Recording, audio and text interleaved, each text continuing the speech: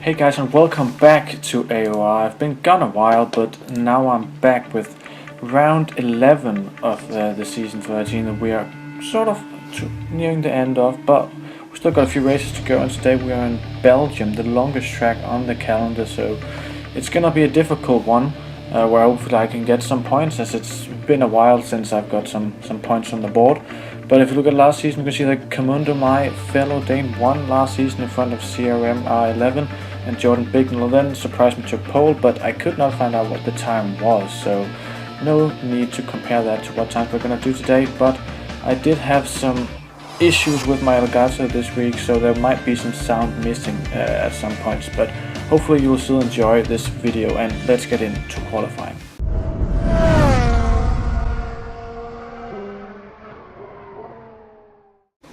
And here we go, trying to get the best exit as possible down this first straight to maximize our top speed as we're about to break the first corner.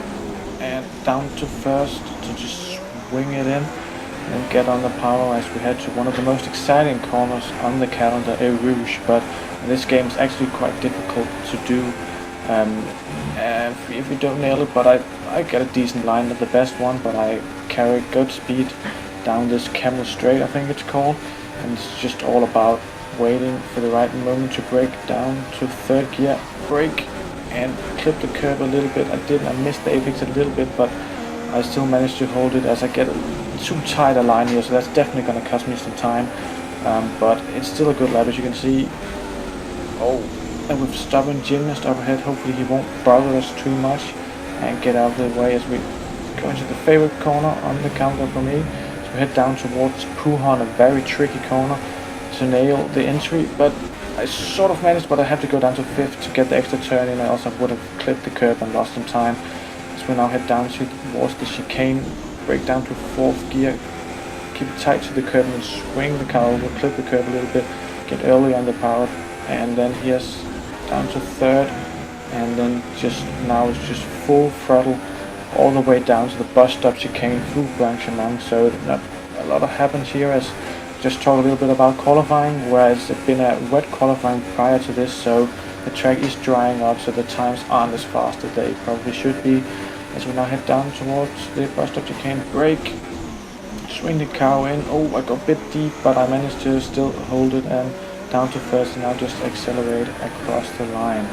And as you can see, it's going to be provisional pole, but it only managed to be 5th place. I believe I could have got pole actually, because I was only 2.5 tenths of pole, and I was 2 tenths up on my next lap, so there was potential there. But now let's head into the race.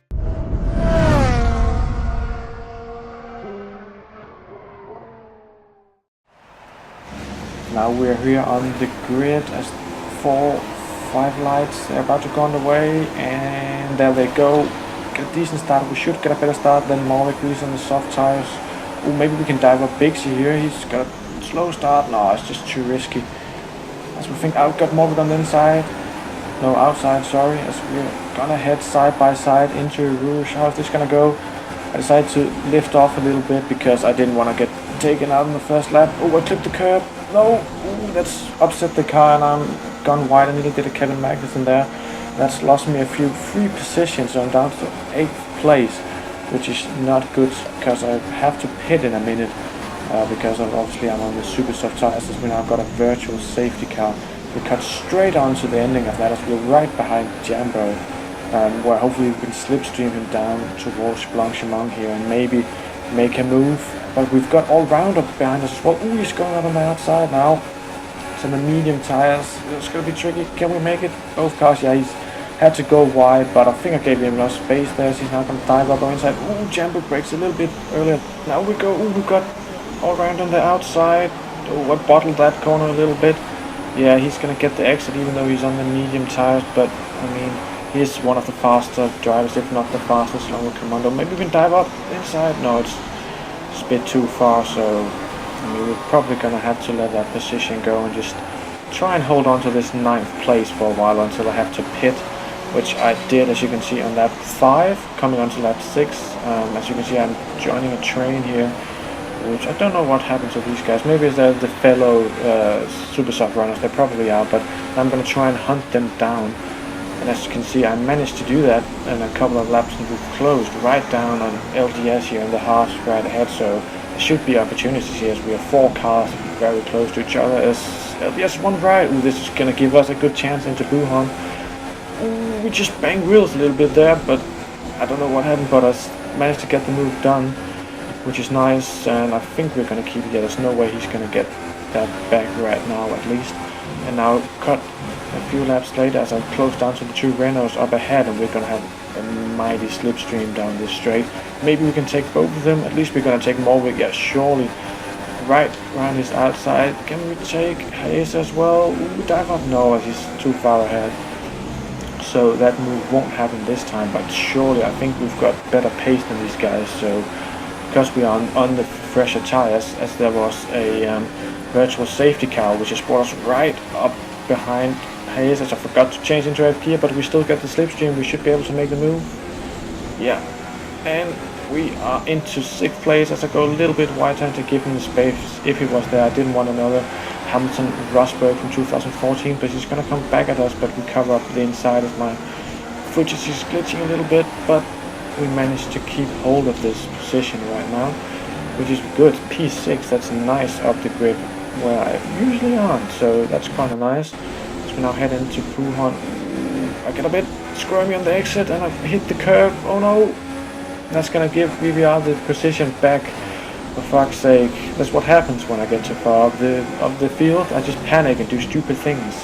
But hopefully I can put that behind me, as now I pitted for the Inters a few laps later as the rain started to come down, and I pitted a lap too early there because I wanted to gamble and try and get ahead of some of the guys, but it didn't really turn out, as you can see.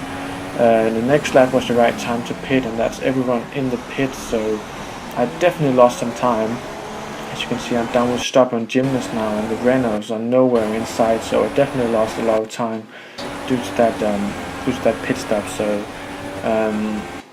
that's a bit annoying, but hopefully I can hold off stubborn gymnast for the rest of the race and claim P8, as I think Morris is just too far ahead, to be honest, considering I'm shit in the rain. But now stubborn gymnast is closed right down on us as he's trying to go up our inside, but he doesn't manage to. Can I cover him off? Oh, I think we hit each other there. There's a bit of a side plot glitch of death there, but hopefully we both managed to get out of it fine. But now that gives Taylor the roll. Perfect chance to slipstream us and go into Buhan and take the lead. Oh, not the lead, but the position away from us, and that's P8 gone. As I don't think there's any chance that I can get that position back, because my pace in the rain is not really anything too special. But can I?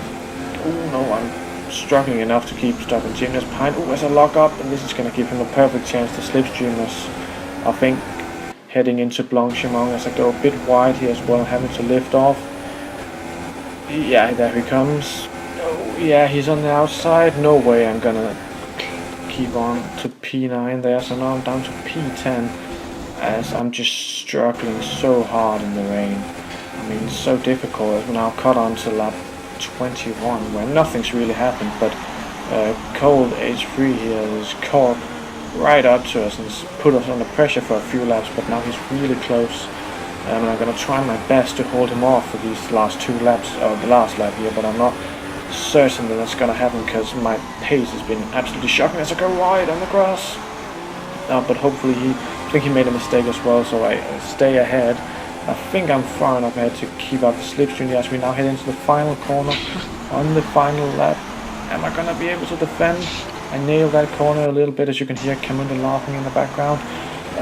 Come on, and this is going to be for P9, but I do have a penalty. Hopefully he has one as well. I think he might have had one because I'm still showing P9. And as you can see from the results, I did get P9, which is very nice to get some points, even though it's just 2 points. It's been a while. I think last time was did I get points in Canada? I can't remember. I don't think I did, but it's been a while, so it's nice to get some points on the board. As you can see, Camunda won easily. He's now heading to the standings, and that shows as he's got a 22-point lead ahead of All-Rounder. And then further down we got the Mighty Midget, who's a still in the championship fight, but it's looking like it's gonna be between Camundo and All-Rounder, as we now head to the bottom half of the table, where we find myself in P19, as these points didn't really move me anywhere, but I'm drawn with Cryo Lockdown, so hopefully we can take that, maybe move up towards Chirac if I'm lucky, but I'll see you next time.